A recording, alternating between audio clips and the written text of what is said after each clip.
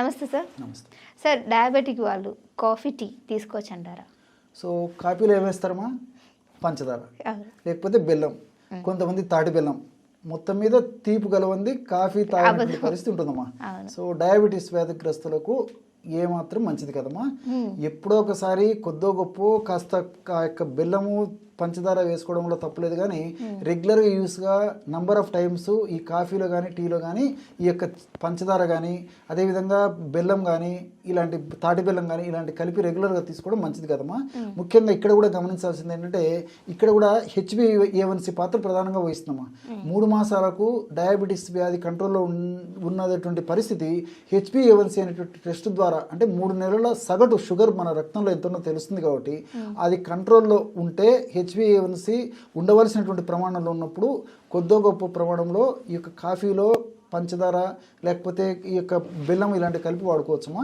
మరి షుగర్లో నియంత్రణలు లేకపోతే మాత్రము HbA1c ఎక్కువ ఉన్నప్పుడు మాత్రము కేవలం కాఫీ తాగడం మంచిది. అందులో కూడా ముఖ్యంగా మరి కాఫీ యాజ్ యూజ్గా ఈవెన్ మిల్క్ కూడా కలుపుకోకుండా తాగలిగితే మరీ మంచిదమ్మా. అంటే బ్లాక్ కాఫీ లాగా. ఎస్.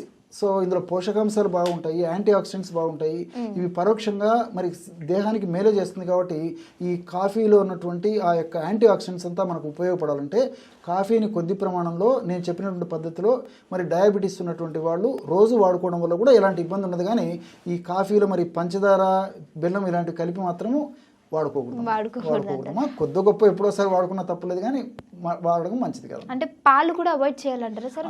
పాలు కూడా దానివల్ల ఏంటంటే ఇప్పుడు మంచి ఒరిజినల్గా పాలు దొరకడం లేదు కాబట్టి పాలు వాడుకోకుండా యాజ్ టీజ్గా మనం ఆ యొక్క కాఫీని కానీ టీని కానీ తయారు చేసుకుని వాడుకోవడం వల్ల సుగుణాలు మరీ ఎక్కువగా ఉండేటువంటి అవకాశం ఉంటుంటుంది. కాబట్టి యాజ్ యూజువల్ అలా తాగడం మంచిదని చెప్పేసి కొన్ని అధ్యయనాల ద్వారా కొన్ని అనుభవాల ద్వారా కూడా తెలుస్తుంది. ఓకే. సో మీరు ఇలా తాగమన్నారని చెప్పేసి diabetic patient black tea black coffee అని తాగుతూ ఉంటారు. అది డైలీలో కొంతమందికి అలవాటు ఎక్కువ ఉంటుంది, ఒక 6 సార్లు 5 సార్లు తీసుకున్నాం, అలా తాగొచ్చు అంటారు. సో ఒకవేళ వాళ్ళు నంబర్ ఆఫ్ టైమ్స్ తీసుకున్నామా కొద్ది ప్రమాణంలో తీసుకుంటే సరిపోతుందమ్మా. మీరు అన్నట్లు మరి 4-5 సార్లు 5-6 సార్లు 7-8 సార్లు కూడా ఒక కప్పు ప్రమాణం తీసుకోకుండా మరి ఆ కాఫీ టీ ఏవైతే వాళ్ళు యాజ్ టీజ్గా దాంట్లో ఎలాంటివి కలపకుండా ఒక కషాయం లాగా తయారు చేసుకొని వాడుకుంటారో అవి మంచి సుగుణాలు ఉంటాయి. కాబట్టి కొద్ది ప్రమాణంలో తీసుకోవచ్చమ్మా. ఫర్ ఎగ్జాంపుల్ ఒక 20 ml 25 ml ఇలాగా గోరువెచ్చని కాఫీ కానీ టీ కానీ 5-6 సార్లు తీసుకునే ఇబ్బంది లేదు, కానీ ఒకటేసారి 100 ml 150 ml ఇలాగా తీసుకోకూడదు. ఓకే. పరగడుపును తీసుకోవచ్చు అంటారా సార్ వీళ్ళలో? పరిగడుపున ఈ గ్యాస్ట్రిక్ ట్రబుల్ సమస్యలు ఇలాంటి సమస్యలు లేనటువంటి వాళ్ళైతే, ఎలాంటి ఇబ్బంది లేనటువంటి వాళ్ళైతే పరిగడుపును తీసుకోవడం వల్ల కూడా ఎలాంటి ఇబ్బందులు ఉండవమ్మా. ఇంకోటి మరి మనకు ముఖ్యమైనటువంటి విషయం మనం తెలుసుకోవాల్సింది ఏంటంటే ఈ కాఫీ టీ ఇలాంటి వాటిలో థియోఫిలిన్ అనేటువంటి ఒక రసాయన పదార్థం ఉంటుందమ్మా. ఈ యొక్క థియోఫిలిన్ అనేటువంటి రసాయన పదార్థం ఉన్నటువంటి ఇలాంటి పదార్థాలని మనం ఉదయం పూట తీసుకోవడం వల్ల, అంటే ఈ జ్యూస్ లిక్విడ్ రూపంలో తీసుకోవడం వల్ల ఉదయం పూట ఈ యొక్క లంగ్స్ ఉన్నటువంటి ఈ యొక్క శ్వాసనాళాలు సంకోచ వ్యాకోచాలు జరిగేసేసి ఆయాసం లాంటి సమస్యలు రాకుండా కూడా ఉంటాయమ్మా. Okay, thank you sir. నమస్తే.